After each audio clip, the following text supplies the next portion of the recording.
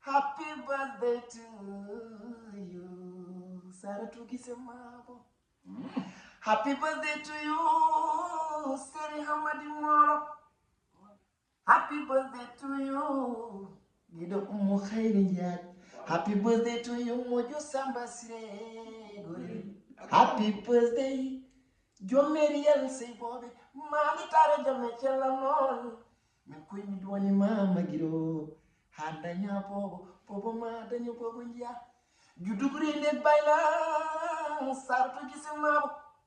Wante fula fayda borom mashallah gate ngalam Saratu dundal ba sey may di bawan ngura ko joti mi diye ko noni debbo jimodanejo celiɗe yoware dadiɗo dariɗo lanɗe frontiére ndimago celiɗe jasiri lumbra ɗum ɗo wononi debbo ñeeño jontaɗo debbo debbiniɗo woni heyɗo suura surna kanko woni defa defta hufna noon Hammadou wi kam kanko woni lela hoɗo huufa ko noon Hammadou wi kam kanko woni jibinowo tigui ko huufa ko noon Hammadou wi kam mo dañma malama mo wasma borama nde tawno an a yahata ɗo mon wodani ne haadirtini yalla so tawi tigui rigui a joni a dañi jamma pattam lamo ñalawma pattam lamo ari tawti bandu woni manditare minen kala wonanta amen ko weltare gonga manditare jamme cilla non jobale lay kuno amina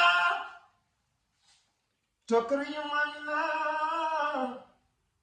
Sembi musara tukisemabo mabo tan mabo nyinyo bala moy se nyinyo kanata lisnya onori tam jitte jabari na o fayna kanko woni nyenyo mabo mo yotake botare geje kanko woni mabo tan mabo mabino do gala wala gawol mabo mo yotake dandugal mabo mabino do elini asani kanko tigi ko o yonno ɓurno totte kanko woni Jewa Hamadi Mola Gisma, Bojewa Hamadi Ja. On lui a segede.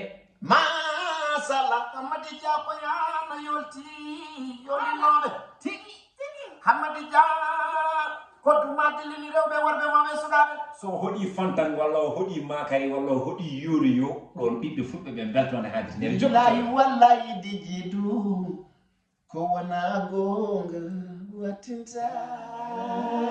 Happy birthday. Happy birthday. Manditare jam. Ama fi message tu gisee